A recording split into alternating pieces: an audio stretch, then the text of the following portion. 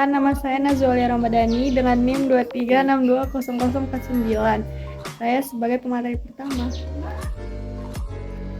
Hai, saya Gita Sapitri dengan NIM 23620030. Saya sebagai pemateri kedua. Hai, saya Mediana Pratiwi dengan NIM 23620043 sebagai pemateri ketiga. Hai, nama saya Andi Putri Adinda dengan NIM 23620008. Di sini saya sebagai pemateri keempat. Hai, saya Muhammad Rangga dengan NIM 230045 sebagai pemateri kelima. Sebelum masuk ke materinya, pertama kita akan mengenal Islam. Islam adalah agama yang dibawa oleh Nabi Muhammad SAW. Islam juga merupakan agama Allah yang diturunkan untuk seluruh manusia. Di dalamnya terdapat pedoman dan aturan demi kebahagiaan dunia akhirat.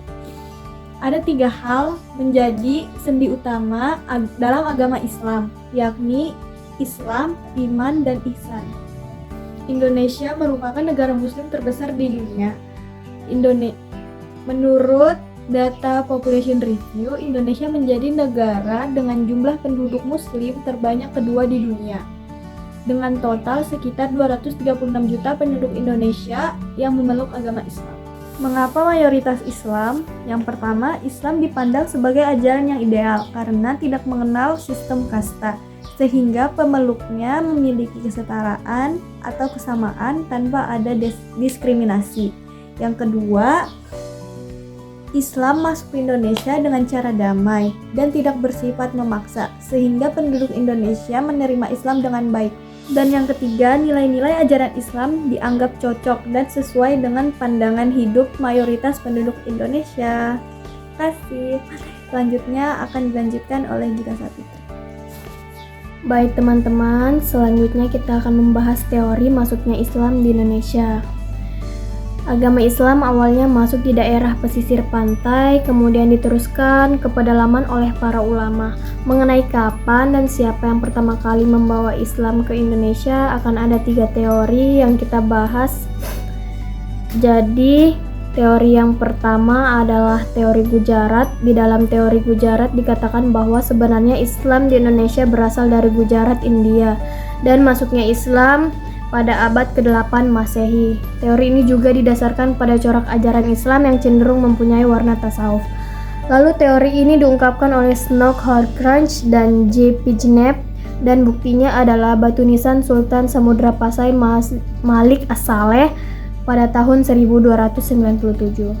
Selanjutnya ada teori Arab atau teori Mekkah. Teori Arab atau Mekkah merupakan teori masuknya Islam ke Indonesia berasal dari Arab, yakni Mekkah dan Madinah pada abad ke-7 Masehi atau tahun pertama Hijriah.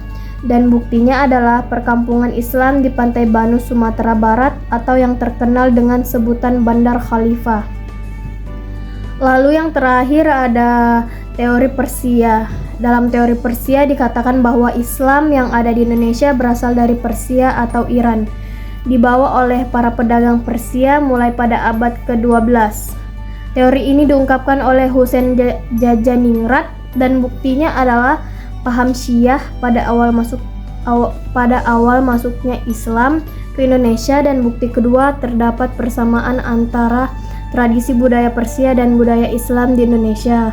Contohnya adalah pada peringatan 10 Muharram atau Hari Asyura terdapat upacara tabwik di Iran dan tabuk di Sumatera Barat serta Jambi sebagai lambang untuk menggarap jasad Husain bin Ali bin Abi Thalib yang terbunuh dalam peristiwa Karbala. Baik teman-teman, sekian teori yang dapat saya jelaskan, dan teori selanjutnya akan disampaikan oleh teman saya Mediana Pratiwi. Terima kasih. Assalamualaikum warahmatullahi wabarakatuh. Di sini saya akan membahas materi tentang jalur-jalur penyebaran Islam di Indonesia. Nah, ada 6 jalur yang akan kita bahas pada kali ini, yaitu jalur perdagangan, pernikahan, tasawuf, pendidikan, dakwah, dan kesenian. Yang pertama ada jalur perdagangan. Nah, di jalur perdagangan ini merupakan metode penyebaran Islam yang paling kentara dan bahkan dapat dikatakan sebagai jalur pertama dan utama penyebaran awal Islam. Menurut ahli yang bernama Tom Pires, sekitar abad ke-7 sampai abad ke-16, lalu lintas perdagangan yang melalui Nusantara sangat ramai. Aktivitas perdagangan pada masa itu banyak melibatkan bangsa-bangsa penjuru dunia, termasuk bangsa Arab, Persia, Cina, dan sebagainya. Sebagian dari para pedagang asing ini tinggal di wilayah dekat pantai yang disebut dengan Pekojan. Lama-lama jumlah mereka semakin banyak. Demikian pula pengaruh Islam di tempat tinggal mereka. Nah, yang kedua ada jalur pernikahan. Di jalur ini berkaitan dengan jalur perdagangan, karena pada masa itu pedagang muslim memiliki status sosial yang lebih baik dari kebanyakan pribumi. Maka dari itu penduduk pribumi, utamanya putri-putri bangsawan, tertarik menjadi istri para pedagang tersebut. Hal ini berdampak positif terhadap perkembangan Islam, karena pedagang atau ulama mencaratkan perempuan idamannya untuk mengucapkan 2 kalimat syahadat terlebih dahulu sebelum mereka menikah. Anak-anak hasil dari pernikahan itu pun cenderung mengikuti agama Islam. Perkawinan anak-anak kaum bangsawan ataupun raja mempunyai dampak lebih, karena mereka lebih mudah mempengaruhi istana untuk mendukung penyebaran Islam.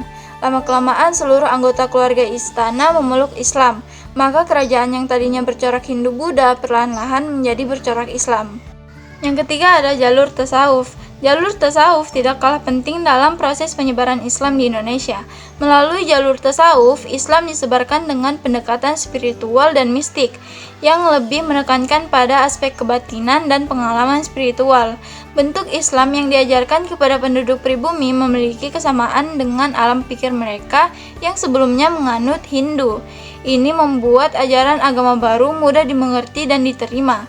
Adapun ahli tasawuf pada masa itu diantaranya Hamzah Fansuri, Syekh Lemah Abang, dan Sunan Panggung.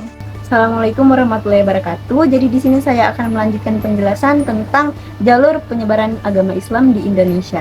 Nah, yang pertama di sini ada jalur pendidikan. Jadi penyebaran agama Islam ini juga dilakukan melalui pendidikan dengan pembangunan pesantren-pesantren di beberapa wilayah yang ada di Indonesia.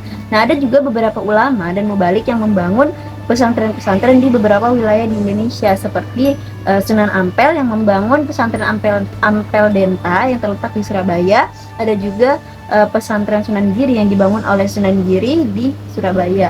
Nah, pesantren-pesantren ini sangat terkenal sehingga banyak santri-santri dari luar yang berdatangan ke pesantren tersebut untuk belajar. Nah, dari situlah penyebaran ajaran-ajaran agama Islam ini tersebar luas. Nah, selanjutnya di sini ada jalur dakwah. Jadi penyebaran agama Islam ini juga dilakukan melalui dakwah. Jadi ada 9 wali yang melakukan penyebaran agama Islam melalui dakwah. Nah, 9 wali ini biasa kita kenal sebagai wali songo. Nah, jadi mereka dikenal telah memiliki ilmu dan pemahaman yang lebih tinggi sehingga mereka melakukan dakwah untuk menyebarkan agama Islam. Jadi 9 wali ini diantaranya adalah Sunan Gresik, Sunan Ampel, Sunan Bonang, Sunan Giri, Sunan Kudus, Sunan Gunung Jati, Sunan Kalijaga, Sunan Muria, dan juga Sunan Derajat. Nah, dengan penyebaran agama Islam melalui dakwah yang dilakukan oleh Wali Songo inilah agama Islam dapat tersebar secara luas. Nah, selanjutnya di sini ada jalur kesenian. Jadi penyebaran agama Islam ini juga dilakukan melalui kesenian-kesenian seperti wayang, gamelan, seni arsitektur, seni ukir, dan juga gending. Nah, gending sendiri ini adalah lagu yang berisi syair-syair, berisi nasihat-nasihat, dan juga berisi dasar-dasar ajaran agama Islam. Nah, contoh dari penyebaran agama Islam melalui kesenian ini adalah seperti yang dilakukan oleh Sunan Kalijaga, yaitu memainkan wayang tetapi ditambahi dengan unsur-unsur Islamnya. Nah, terus itu ada juga yang dilakukan oleh Sunan Kudus, yaitu membangun masjid serupa bangunan candi serta pola arsitektur yang memadukan konsep budaya Islam dengan budaya Hindu-Buddha. Nah, itulah tadi beberapa penjelasan dari saya tentang jalur penyebaran agama Islam di Indonesia. Selanjutnya saya mohon maaf. Wassalamualaikum warahmatullahi wabarakatuh. Nah, jadi kesimpulan pada video pembelajaran kali ini, proses masuknya Islam di Indonesia dilakukan secara damai. Pada awalnya Islam itu diperkenalkan oleh para pedagang. Seiring berjalannya waktu, politik Islam mulai bertumbuh. Pada abad ke-13 di pantai utara, para pedagang lokal dan bangsawan kerajaan adalah bangsa pertama yang mengadopsi agama baru, yaitu agama Islam ini. Lalu penyebaran Islam ini tidak dapat dipisahkan daripada Wali Songo. Sedikit quotes pada pembelajaran materi kali ini. Bukan Muslim yang membuat Islam itu hebat, Islamlah yang membuat Muslim itu besar. Sekian, assalamualaikum warahmatullahi wabarakatuh.